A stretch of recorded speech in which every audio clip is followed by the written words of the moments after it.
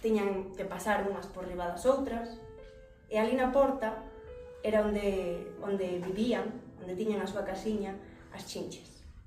Sé que me matarán, que no me salva ni la paz ni la caridad, pero quiero que todo el mundo sepa lo que han hecho conmigo.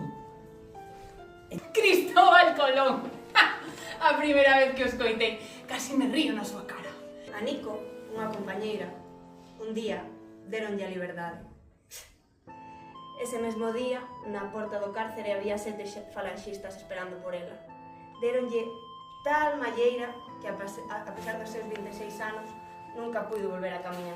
Me pasé la noche espantando a las ratas porque no quería que me la mordieran. Tenemos que aplastar a Franco el vividor y el pueblo madrileño será el vencedor. ¡A callar! ¡Os voy a incomunicar a todas! Aí cando dixeron ese nome, cando o señalaron, aí fomos todas a unha. Íbamos xa arrancar a pela tira se fora necesario. Queríamos la matar cas nosas maus. Como se atreves a malnacida? 13 nenas!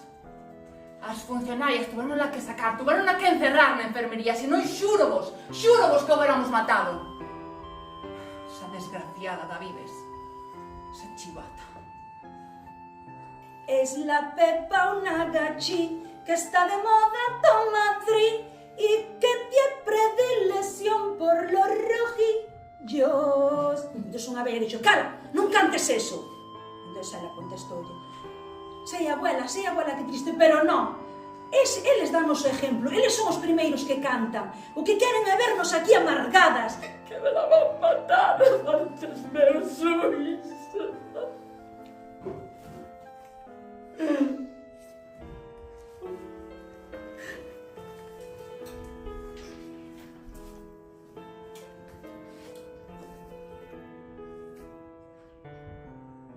Sobrecogidas, nos contemplamos.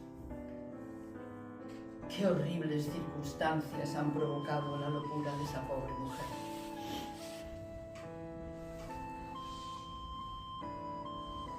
Vos sabedes que era eso da expedición? O que significaba para nós que nos mandaran de expedición? Eso era unha morte en vida. Imagineu-vos una escola dins de la presó. Quin millor exemple de resiliència